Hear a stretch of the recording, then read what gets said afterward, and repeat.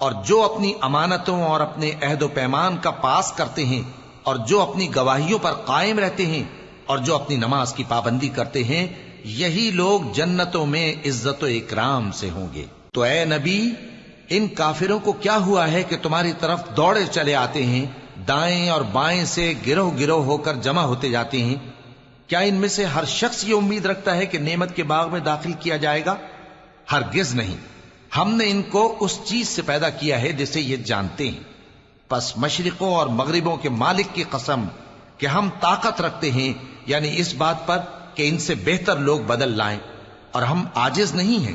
تو اے پیغمبر، ان کو باطل میں پڑے رہنے اور کھیل لینے دو، یہاں تک کہ جس دن کا ان سے وعدہ کیا جاتا ہے وہ ان کے سامنے آ موجود ہو۔ اس دن یہ قبروں سے نکل کر اس طرح دوڑیں گے جیسے کسی مقابلے کے نشان کی طرف دوڑے جا رہی ہوں۔ ان کی